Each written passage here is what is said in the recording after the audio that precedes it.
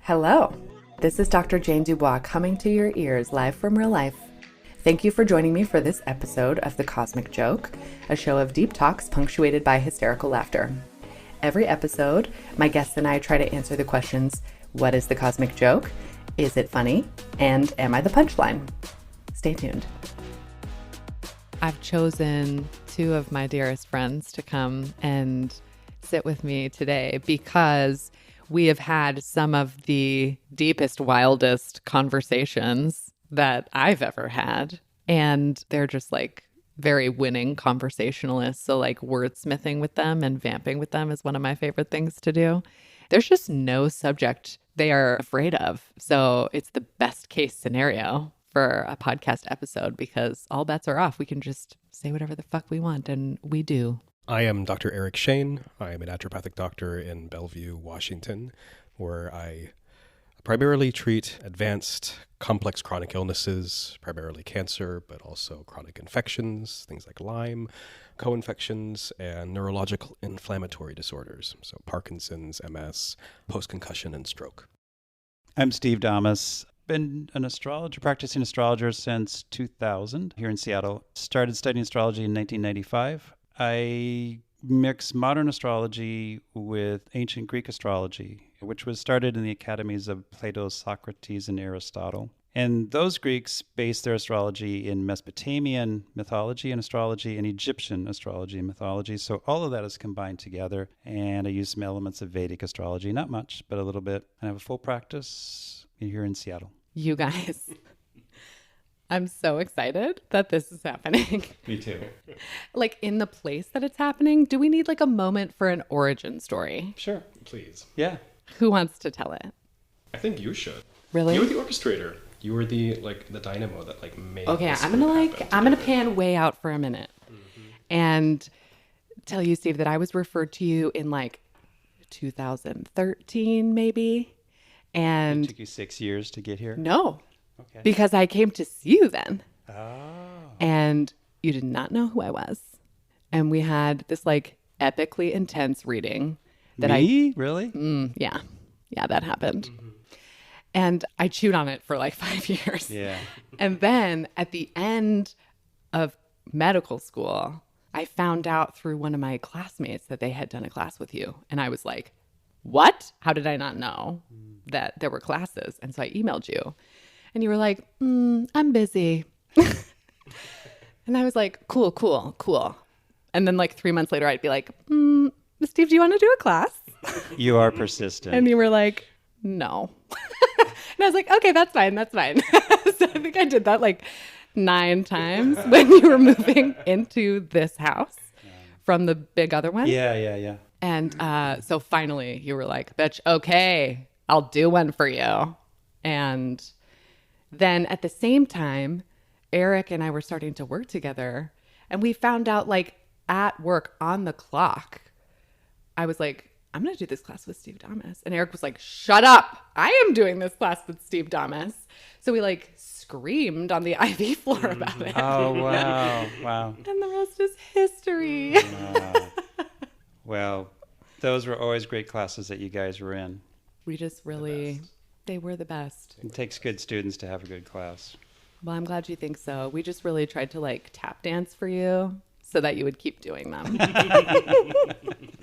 So we'd be like, love you, Steve. This is perfect. If the You're students everything. just sit there, Do another one. It doesn't pull anything out of me, So it has to. It's a real kind of flow that I'm always looking for. That's why I can't do it online, because nobody's there. It's just heads.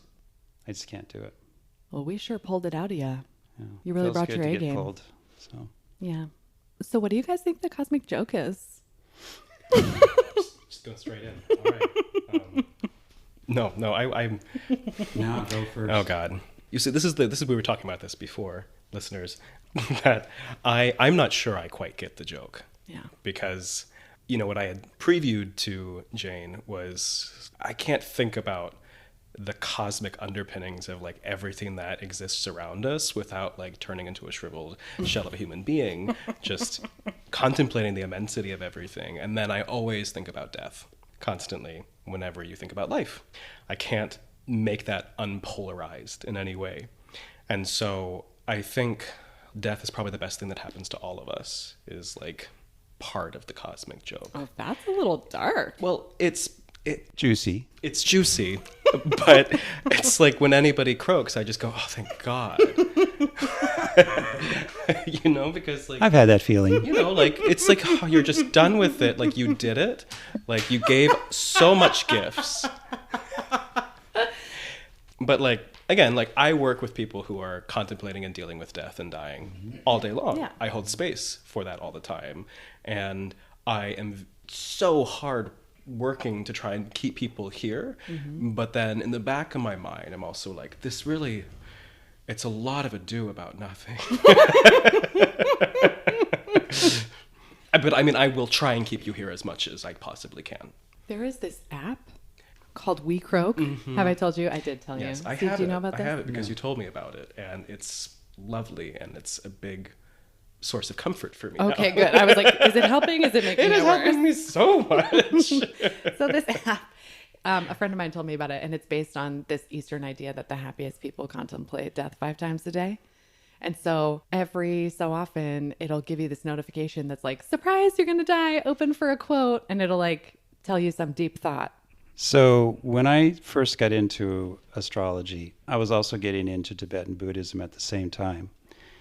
And this guy had given me this book, who had broken my heart. It was called The Tibetan Book of the Dead. It was such a weird idea that the whole life is about preparing for death.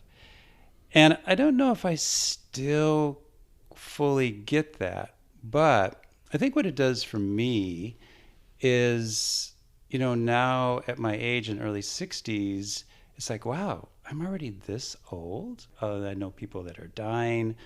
I have brothers and sisters that are dead. It's like, you don't have forever. And so there's this training that you get into, and I think this is what they were after. You don't have forever, and the point of being here is to evolve. And so you got to get at it. And if you're not evolving, then it feels useless. And if you don't see how your life is flowing in that evolution, the usefulness of both dark and light times, if you don't see how that is working towards creating a space for positive evolution, then it's a very miserable existence. But I think one of the things about the cosmic joke that makes it funny is just like time from suffering, time away from suffering, Like you go through some shit and you realize that you are living through it, and then you are fine. You know what I mean? And then you laugh about it because you're like, I got through that shit and I'm okay. Through it, yeah. But I think you can only see it as a joke if you have the understanding of what happened. Yes. And that only comes through certain channels. There's only certain spiritual disciplines that assist you in understanding, because otherwise it just seems like random violence. Part of the joke, I think, too, is that like you're going to feel bad if you expect people to get the joke. Like if you need other people to, it's just a world of hurt, Like the second I am like needing something outside myself to be a certain way, I'm in big trouble, And I just feel like I'm being like benevolently taunted by reality where they're like, girl, that's not what this is, So recently, one of my sisters died mowing the lawn. Shut up. Alone. What the fuck? That'll sober the shit out of you. Yeah. That's not sexy. No. He just passes the mic to Eric. He's like, Just that's all I wanted to there you say. go. That's all you wanted to say. Well, like even part of the joke is this scurrying around trying to solve a problem that doesn't need to be fixed. Oh, there it is. That we do all goddamn always. And, again, like the whole cosmic part of the thing really caught me when I was reflecting on what to think about this. And like, I totally believe in reincarnation. And there's actually good scientific evidence for this. Like, this is verifiable. There are thousands of documented cases. Like, this tickles the part of my brain and it makes me just go, what the hell? And it's like, there's even past life regression where you go to life in between life. And that's all fascinating and it's very woo-woo sounding. But to me, that's where the humor is too. Yeah. That after you die, you get punted back to this I know. In Eric's, for eternity. In Eric's email about, because I like send some pre-show questions, right? And he was like, I don't want to do this again, which is why I do not get the joke. Don't make me do it one more time. Mm-hmm. It's like, you know, the whole like existence could be a scam, you know, like you're being sold on this in the afterlife. Like, no, it's great. Like, didn't you learn a lot? Mm-hmm. And it's like, yes, but what the hell was that for? And they're like, it's okay. You learned 2 things. You're going to maybe learn 3 things. It's going to be with probably the same people. And it's going to be a blast. It's going to be a blast. Like, there'll be a lot of pain, but just do it again. And you're like, you know what? Fine. That sounds great. That's the humor to me. And so when you think that there's eternity in front of you, not just even in this incarnation, but all of the other ones to follow, if you just surrender to it and just giggle a little, that's the humor maybe. But like, whoever put this system in place, like, I do have words for them. What words are those? What words are those that you have? A lot of people will say, a lot of spiritual people will teach, you're here to learn. I don't buy that. Really? No. Learning is part of the process, sure. That's not the point. Where is this going? I do medical astrology, and medical issues are 100% rooted in traumatic experiences in previous generations.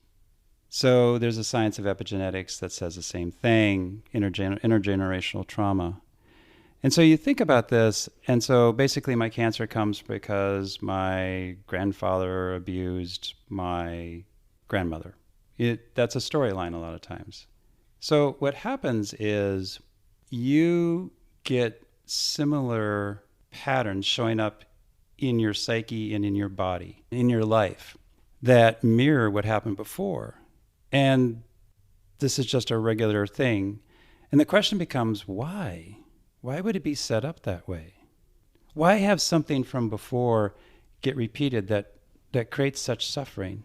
So a lot of like abuse victims, you'll find abuse 2-3 generations earlier, if they know the storylines.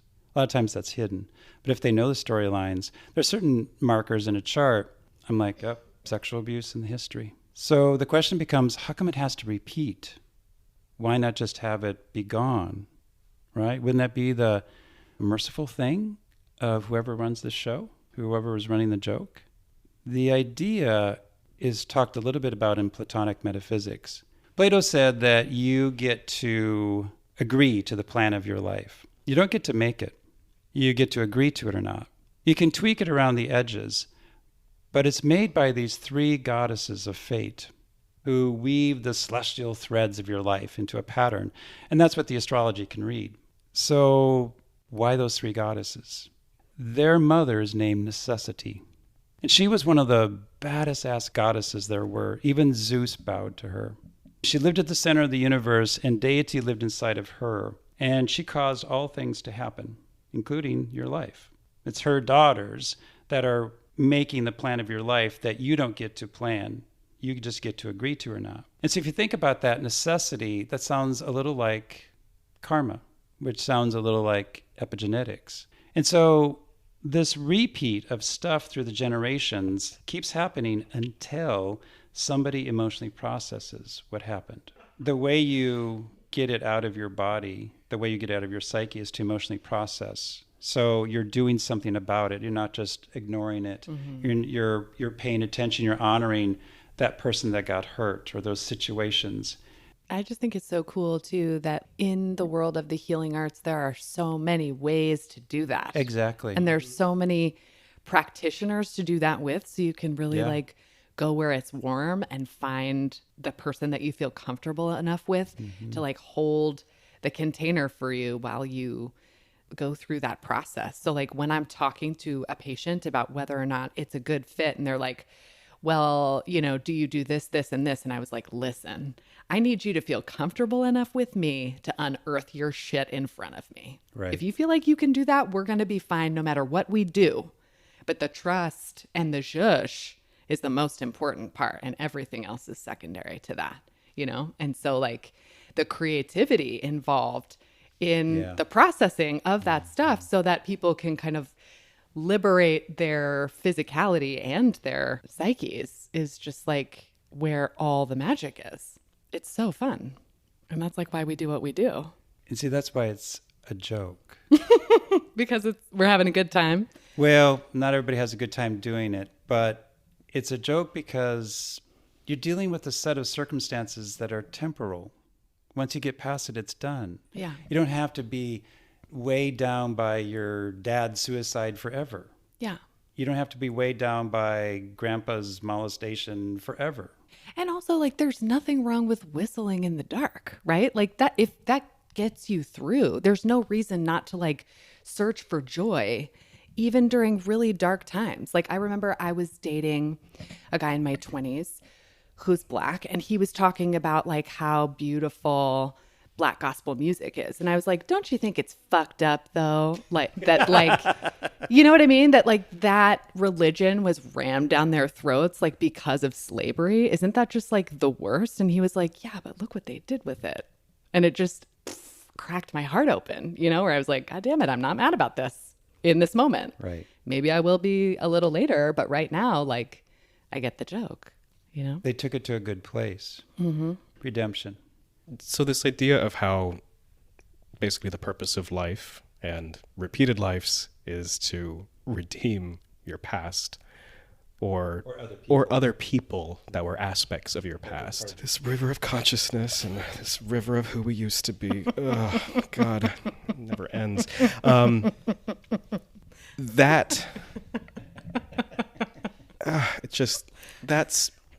It's disappointing. It's just so disappointing. Again, I want to talk to the people in charge. I agree. You know, it's like, so this is this thing that has to happen. But it's also like, I think a part of the reason maybe why I'm so salty is because this is like a microcosm of, I think, one of my biggest pet peeves is like when you are analyzing the dynamics of a relationship, usually interpersonal conflicts, and you see how somebody fixates on some aspect that just doesn't freaking matter. Are we allowed to curse? Yes. Fucking matter. It does not fucking matter, right? Does that feel good? And it's just like they're fighting with their mother, or they're arguing about finances, or they still like don't know how to share, and you're 37 fucking years old. Like, it's like when you go to that cosmic level and go, if you lived this life over and over and over and over again, maybe it's not going into the next one, maybe you have to repeat this one, and you're thinking about the lessons that you have to fix and like redeem. You're just fucking up so royally. Like, clearly you're not getting the joke. Oh, but like that is the joke. I know.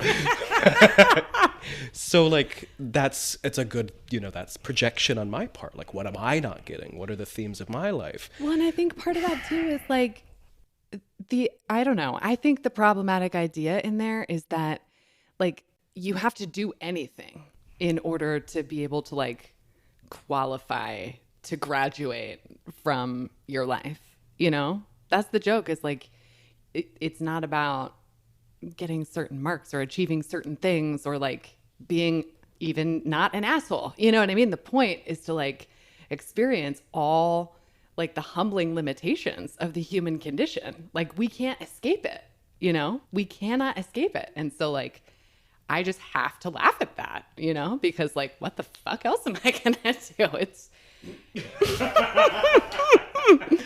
Steve's gearing up. Here we go. So it sounds like you're fixating on the perfect endpoint.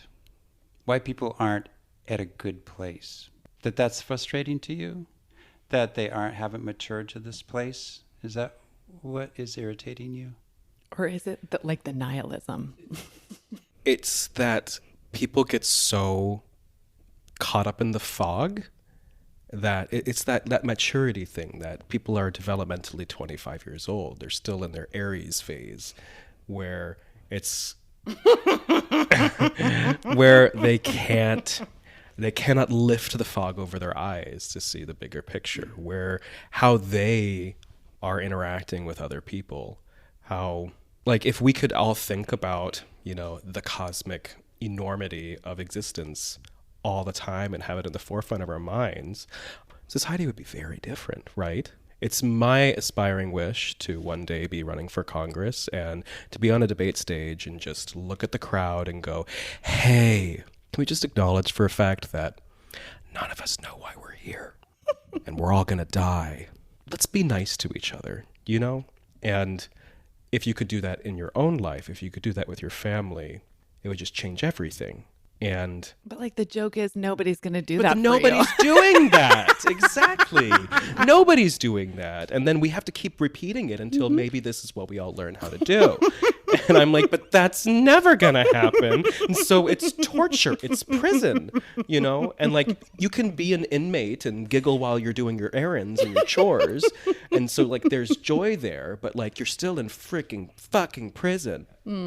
My favorite people are those who have gone through really tough times and are on the other side. There's this beautiful wisdom that happens with that process. But if there's never the crappy person to begin with, then there's no evolution. When I feel like the joke is that like we have to learn how to tolerate where everybody is in their process. Like I'll never forget one of the things you said in class, Steve, about how like whatever we do with this lifetime is everybody's, like they have their sovereign authority over their own life to do whatever the fuck they want with it. And I do not have to like it. It's their journey. As somebody that lives with a teenager, I will tell you that the joke's on me when I can't tolerate their process, And on a bad day, I just like want to burn it down over that. But on a good day, when I get the joke, I'm like, wow, I'm so glad that I have the opportunity to let that shit go, even though I hated every single fucking second of it. You know what I mean? Like claw marks all over everything I have ever let go of because the process is not fun. But I feel like now the beauty of knowing that it's a joke for me is that I don't judge the process when I'm like in the shitty part of it anymore. I'm like, oh, here we go again. This is going to feel bad, Because I know that eventually I'll get tired and let go and surrender and it'll feel a little bit more free inside my skin.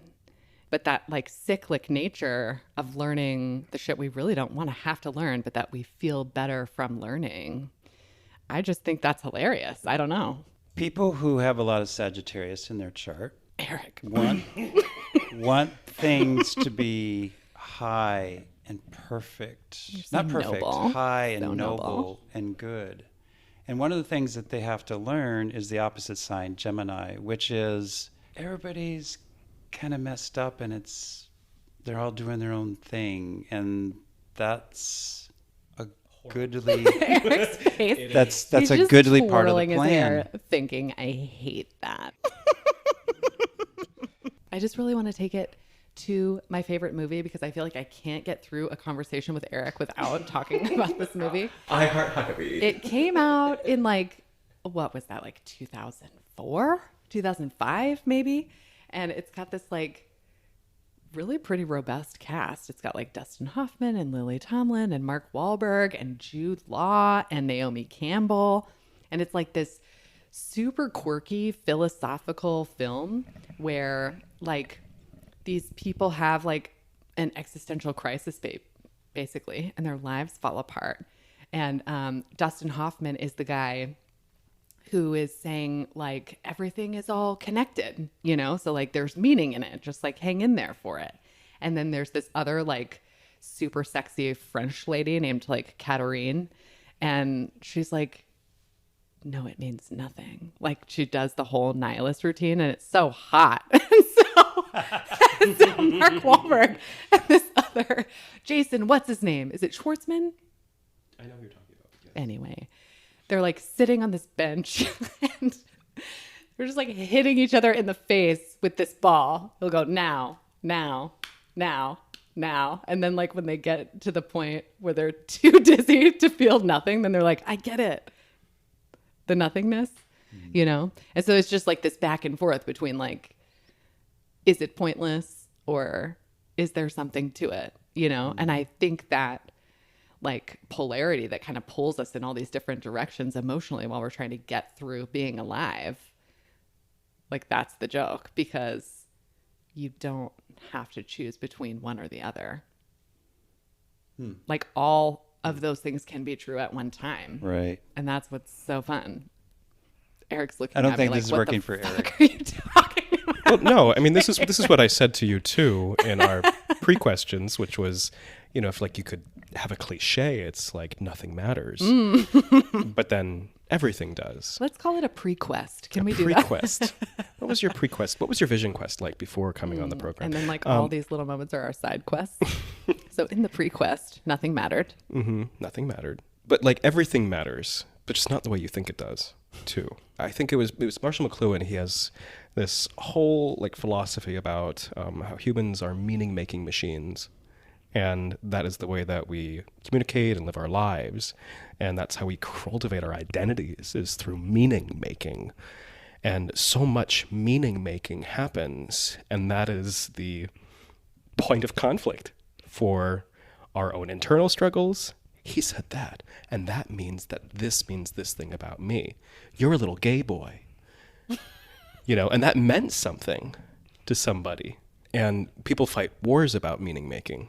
Religions are meaning making, but we just make so much, again, ado about nothing. I've said that a couple times today, but here's some meaning making. When Pluto goes into a sign, it goes in for 15 to 19 years. Let's do this right now. Yeah. Yes. And wow, it's such a big deal. You can follow history along the globe. That's what astrologers do. So Pluto entered, there's a couple of things we could go with this. So Pluto entered Capricorn in 2008. Capricorn astrologically rules society, the rules of society, the fabric and structure of society. It rules economic productivity. It rules the city-state. It's associated with police and the color black, and it has a long association with black, not Capricorn, but Saturn, the planet that's associated with Capricorn. And that goes back into probably before the Greeks. I'm thinking the Mesopotamians associated Saturn with black. Anyway, so you have, when Pluto goes into a sign, you have a crisis and all of those things that sign is about. And you go, why? Can't we just have some peace and quiet? But at the end of the day, when Pluto goes through a sign and you look back and you go, oh, wow, we accomplished this as a globe, as a society that we didn't have before. People are dead. People have moved on. People are transformed. But it was worth it. When Pluto went through Libra, women got equal rights. They could divorce finally in the 50s and the 50s. And women were just, substandard second-class citizens before then. They couldn't divorce. It was unusual for them to divorce, but they got an equality. When Pluto conjuncted Uranus in the 60s, that conjunction turns into a square in about 2012 to 2019. And so we see all the same things that happened in the 60s happen again in that 2012 to 2019 timeframe. It's not gay rights, it's gay marriage, but now you have transgender people asking for their sexual rights. You have the civil rights that started with African Americans, black people in the 60s, now taking another step forward. And you have black men die at the hands of police that get on video and people get outraged. And then you have cities burning. But look what's on the other side. There's meaning to that struggle. So I feel like I'm hearing you say that we're going to get through this? Hopefully.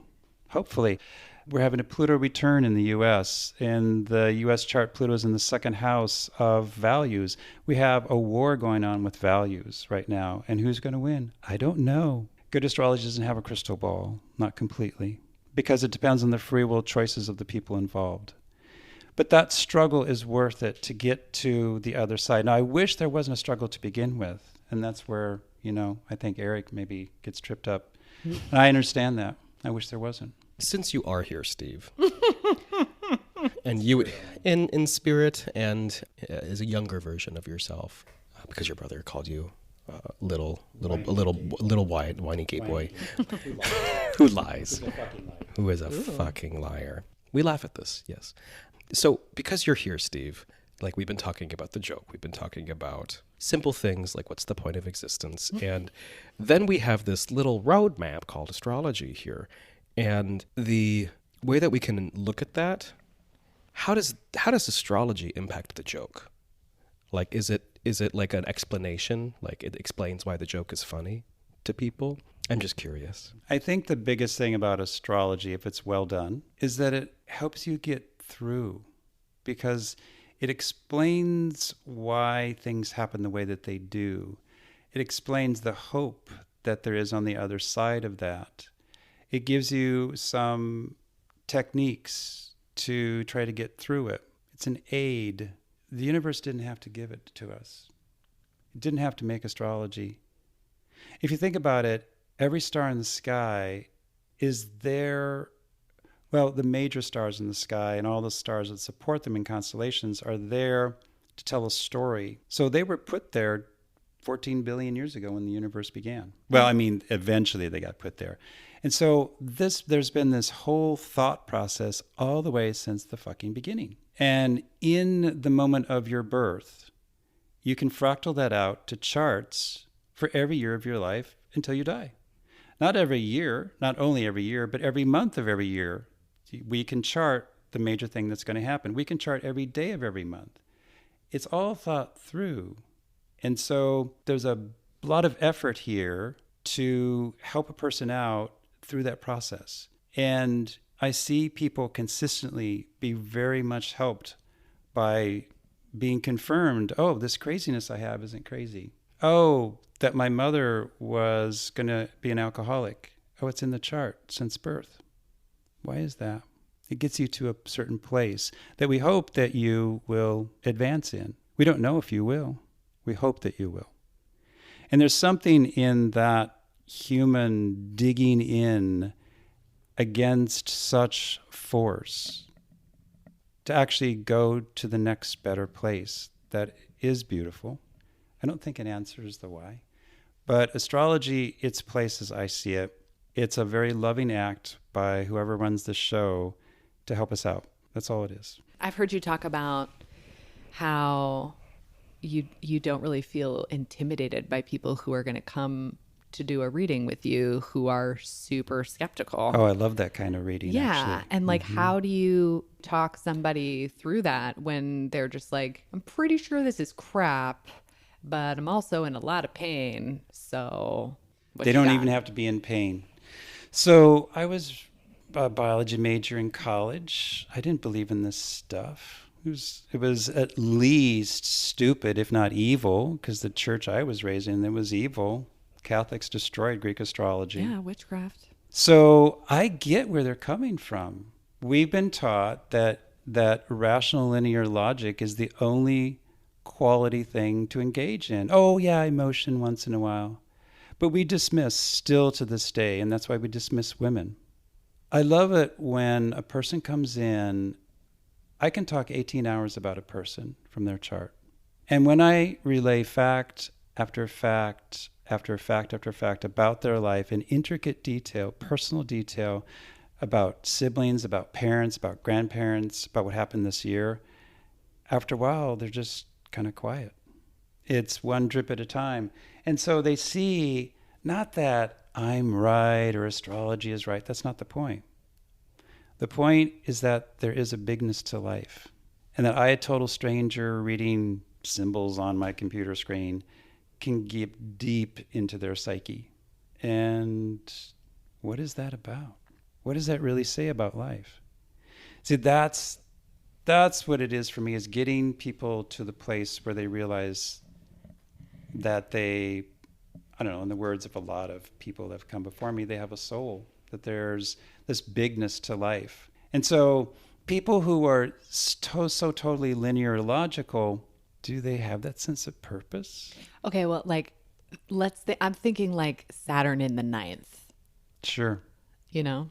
Okay, so what Jayne said was that combination typically will be somebody who is raised with parents whose religion doesn't jive with them.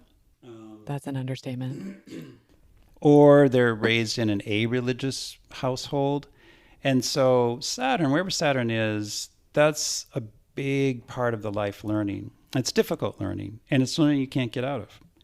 And so eventually that either negative experience or lack of experience around spiritual philosophy leads to them at some point in their life finding a spiritual philosophy that they didn't think that they would get into, but yet here they are. So it's a long journey for them.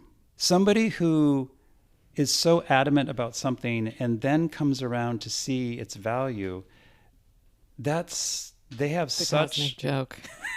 yeah. They have such a deep feeling. Right. No, that's the best, right? When like you're so certain about something and you just run it into the fucking ground. And then when you are on the ground, no moves left, waving the white flag, and you're like, maybe it's the opposite. Maybe it's the opposite. You know? Why don't I try that totally other thing? The person that I hated in class, oh my God, they're a really cool person. Oh my God, they're There's my bestie such now. an amazing flip in the brain when that happens, you know? I was just going to say, like, everything we ever learned was from, like, Disney movies, and The Parent Trap was actually real. You know, it's like... Another reason why this is stupid. Another clear example that the cliches are cliches for a reason. You can summarize these little factoids about human existence in these whimsical aphorisms and these predictable plot lines. Again, what is this for? Okay, If it you is are in so- a space I right am, now. I We're am, gonna I let's like am. crack this open a little Okay. bit, right? Like, what is happening? What is happening right You know, here? because like, is it the cosmos, or like, is it personal, or is it your personal cosmos? Right? Like, Yeah. something's happening to inform that. Yeah. And just for the record, like, I absolutely love my life. Like, I'm actually doing wonderfully. Like, I'm not bitter or resentful. I wake up every Bullshit. morning and I look at my view and I go, wow, this is amazing. I dance in my kitchen. I love living. But also the void. But also microdosing on death is something we have to do every single night. Oh, that's right. Mm-hmm. How's sleep going for you? Oh, that's right. For the audience, I have sleep phobia. So And what is sometimes- That's like where, you just sometimes just are afraid to sleep and, touch the void. So that's just been a piece of my life. Does the void have hurt? Why do you avoid it? Oh, I don't know. I cannot articulate that to anybody. I can't articulate it to myself. I have no idea why. I mean, my Pluto is in the 12th. I was going to say something in the 12th. I was going to say the same thing. He's got to have Saturn or Pluto in the 12th. Ta-da! You tell me, Mr. Expert Man. So Pluto in the 12th is typical of a soul that approached spirituality in prior lives, but only when there was a crisis. And so as soon as the crisis blew over, then, I don't need that spirituality. And so this life, it's being forced for you to go into spirituality. And so there's a fear. I mean, Pluto's the god of death. So there's this fear of the irrational, fear of the spiritual, fear of the unconscious, fear of chaos. That's deep in the soul. Deep in the soul. What is the line about Pluto? It is where you are obsessively compulsively, overly emotional about the topics of that house. Did I get it right, Steve? Almost. Obsessively, compulsively, overly emotionally attached. Oh, to the topics to the topics of that house. Yeah. So the last time we all had dinner, when I was just like off the cuff talking about some of my astrological placements, I was like, oh yeah, no big deal. Like South Node and Saturn in Scorpio and Mercury, Venus, and Mars in Leo. And Steve looks at me and he just goes, intense queen. I was like, oh, I feel so seen. I'm not sure I like it. No amount of Pisces moon could cover that shit up. Am I right? Yeah, right. Right. Genuinely curious, since we've been talking about death. So I think the reason why I'm in this headspace and the reason I've responded the way I have is because even before you asked me to do this, I have been chewing on this notion of reincarnation and like what it actually means for like months now. And I just get salty about it. So I am very salty about it when I fixate on just that one particular piece. And it was because somebody proposed to me, what if this was your last time coming back specifically to Earth? Like, what would your life resemble? You know, would you create attachments? Would you have children? Would you have any of these things? What would be the purpose of your life if you were not to come back? And wouldn't that be wonderful? And I resonated with that immensely. So are we all destined to come back here? One thing astrology has taught me is that the reality is way more complex than we know. I wanted to follow up on your Pluto in the 12th.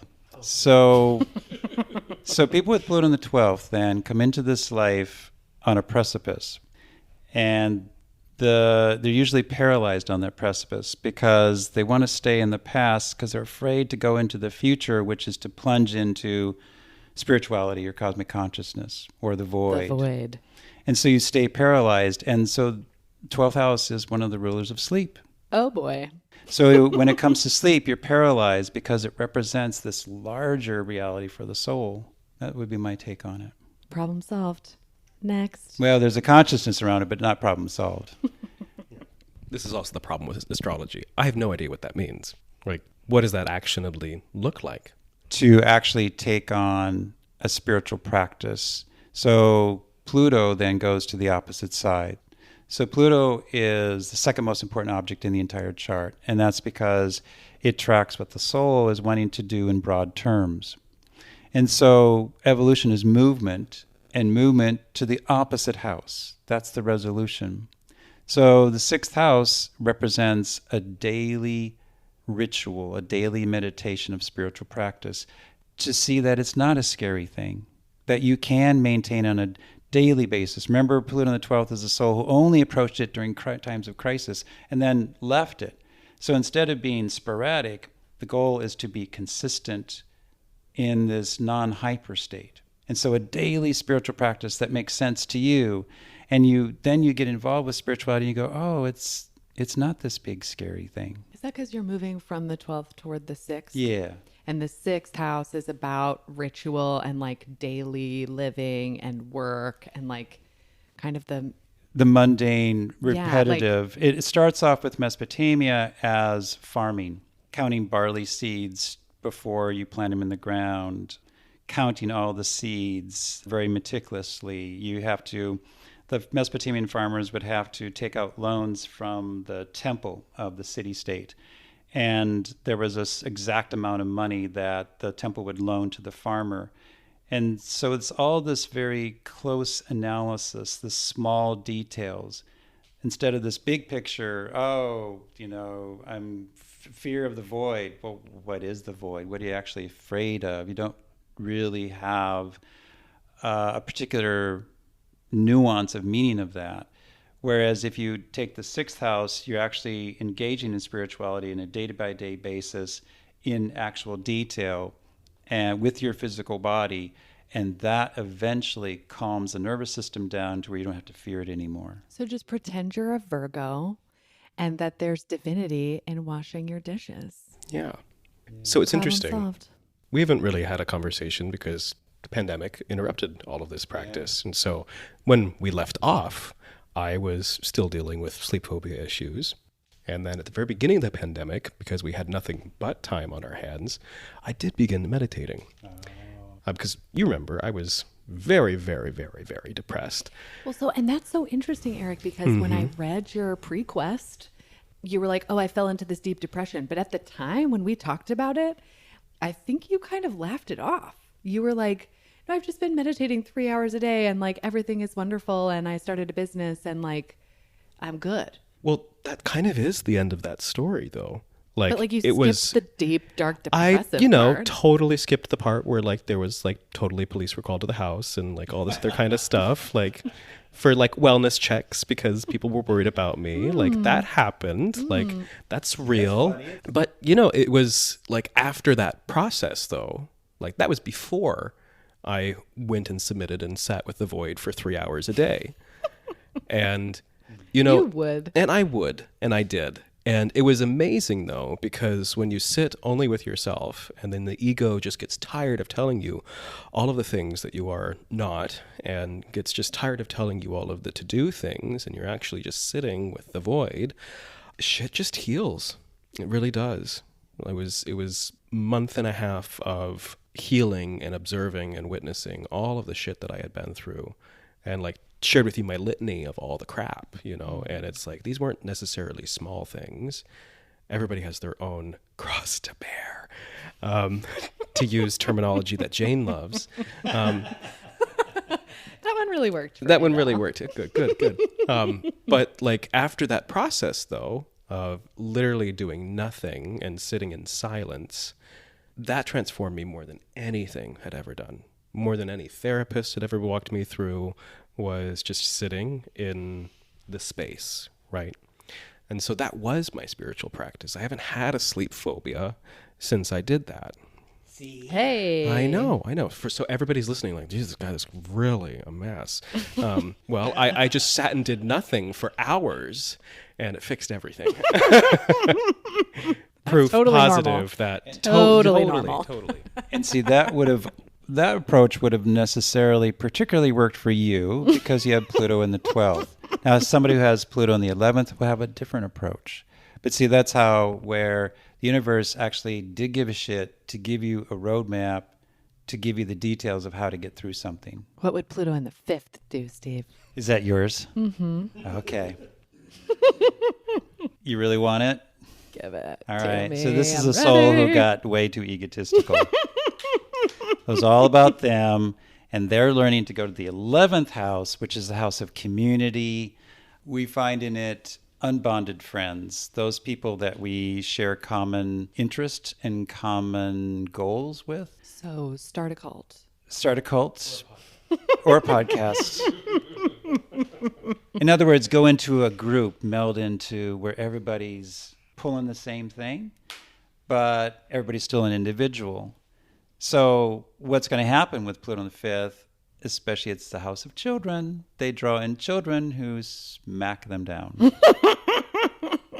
Sound familiar? I don't know. I don't think so. No, not at all. And so that humbling process, you just give up control of the audience, of the scene, and it grants you this amazing peace, just like Eric got. We made a horror movie title for every single house that Pluto was in when we did Pluto Oh, class. that's great. I don't remember. Oh. I don't remember what Pluto in the 5th was. I just remember that Pluto in the 7th was the divorce and Pluto in the 8th was the fucking.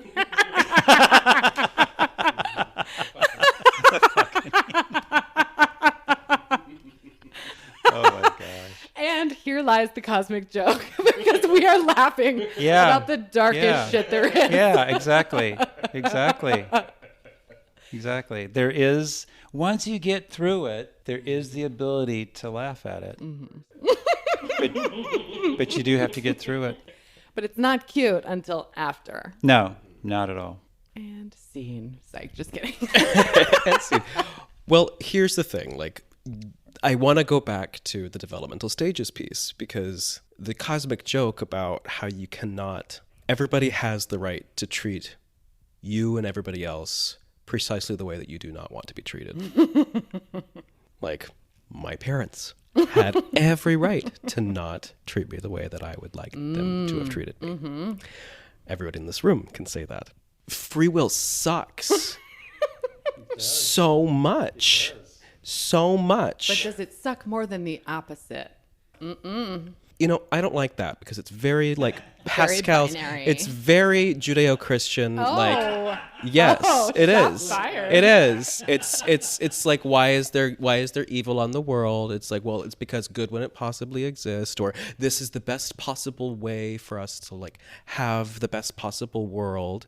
Very, very, very Voltaire kind of esque, and that's all about irony and embracing the cosmic joke. Yes, but it's just so disappointing. I'm fixating on how disappointing this is. Like, is this the conclusion? What's your niche for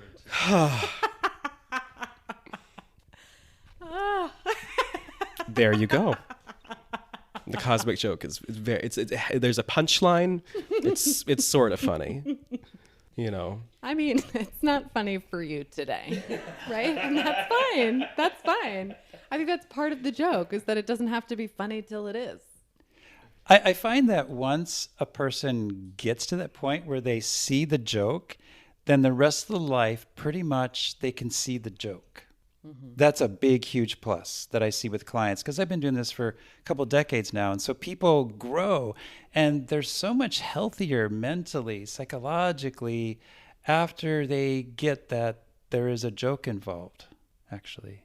It's just like, it makes it a little bit lighter, even It's when lighter. you're going through shit. Yeah. You know, I'm trying to think if there's like a way to wrap it up with a bow. Life is never wrapped up with a bow. Mm-mm. It continues is until the not. day you die. That's why the cosmic joke isn't funny some days. Right. Because it's messy as fuck. Yeah. You know? I guess, like, as providers, right? As people who like usher people through these dark moments, do you, even if it's not the cosmic joke, like, what do you kind of tell people when they are in the dark place, right? And they don't get the joke, nothing is funny, it's just a world of hurt for a period of time. We all sit with people in that place all day. How the fuck do we do that for work? You know what I mean? Like, how do we make that work? Why do we do it? All of it. Go. You know, I do this every day. There is literally a come to Jesus meeting, to use, again, terms that you like. Just to I get like that under- one. yeah. Actually, one of my faves is Jesus Take the Wheel. I really like to use that as irreverently as possible.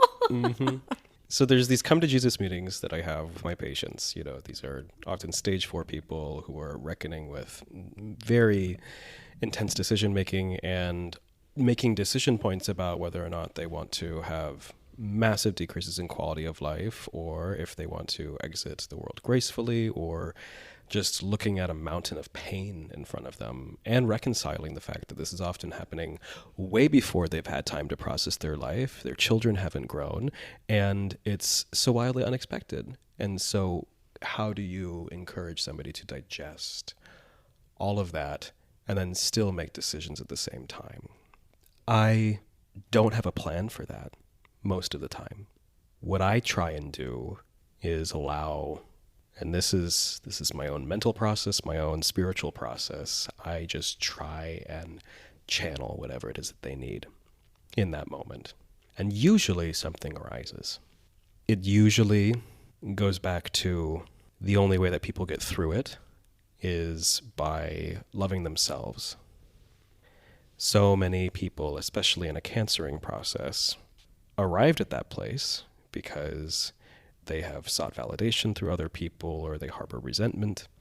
The more that they can heal that and do that inner work, the more that they cultivate peace for themselves rather than asking for it from someplace else.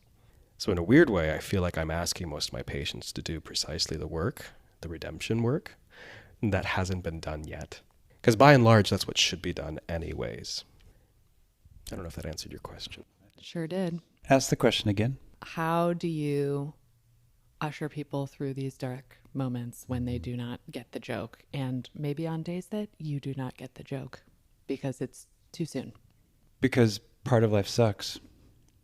There's Saturn, there's Pluto, there's South Node, there's a lot of nemesis.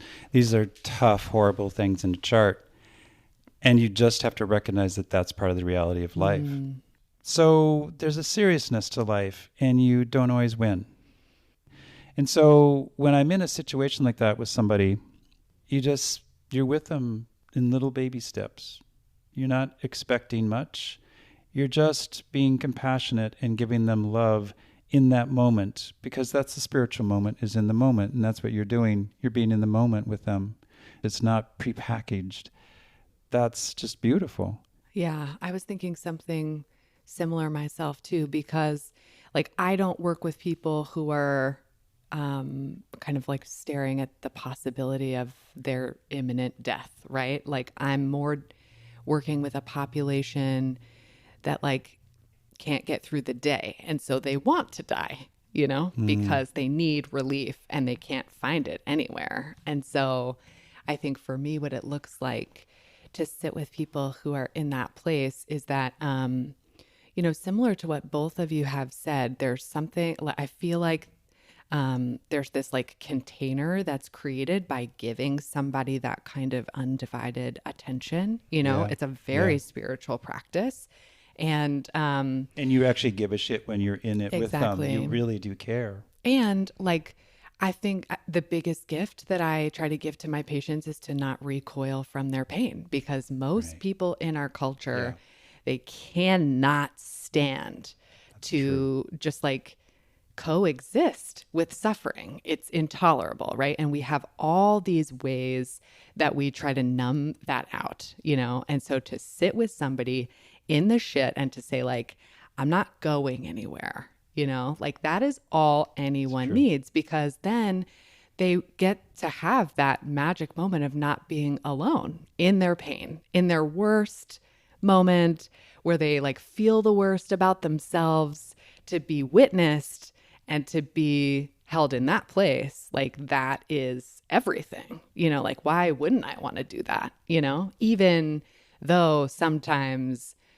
I like have to process it myself on the back end, right? Like that's still like the most sacred work that anybody can do. And so it makes it worth it, because we are like transmuting the suffering, right? Like the suffering is alleviated just in the act of like holding that moment with somebody together in it, you know? And I want to be a warrior there with them in case they can make it through. Yeah. Sometimes they do. They surprise you. I've been around it all. It doesn't matter. It doesn't faze me.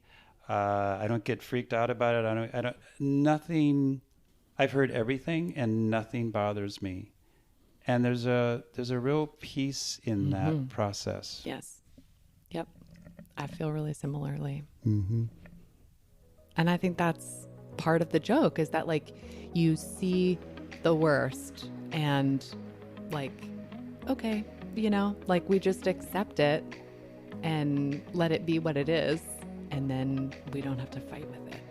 Yeah. And you don't have to be afraid of it when people are wrestling with it themselves. Right. So we can like be their little trauma midwives. Yep. You guys are the best. Thank you, Jayne. This was so fun. Love you. Thank you so much. This was a blast. Bye. Bye. Sometimes you're the windshield and sometimes you're the bug. Tell me your cosmic joke story on Instagram at thisisthecosmicjoke.podcast or email us at doyougetthejokeyet@gmail.com. It just might get read on the air. Please rate, review, share, and subscribe when you visit us. And you can check out our website at doyougetthejokeyet.com. This podcast is produced by Audiotocracy Podcast Production. Do you get the joke yet? See you next time.